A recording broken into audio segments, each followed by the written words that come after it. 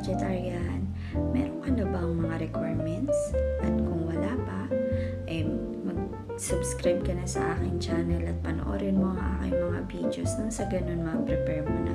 Para sa topic na ito guys, pag-uusapan natin ay ang tungkol sa interview. Ang interview guys, ang isa sa pinaka starting mo kung paano ka ma-hire sa isang trabaho.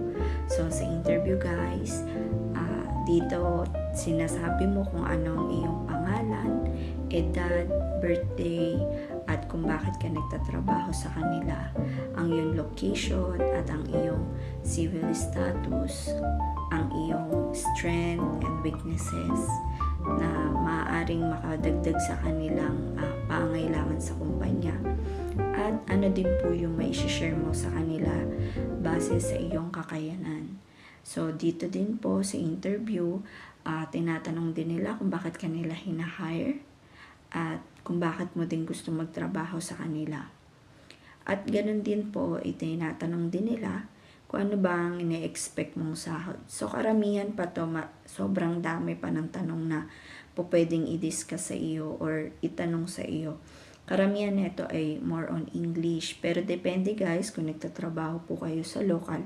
So kapwa Pilipino naman yung magtatanong, may iba, pwede naman Taglish no?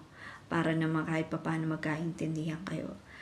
Isa pang tip guys, kailangan honest po kayo sa inyong mga sasabihin.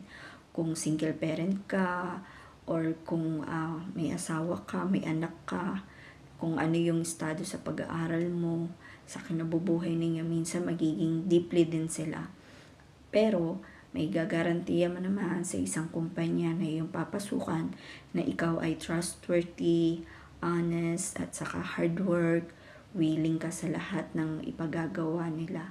Nang sa ganun guys, mai-prove mo din naman sa kanila na kahit na bago ka pa po, kaya mo din pong makipagsabayan din sa kanila in the normal way. So, yan lang guys.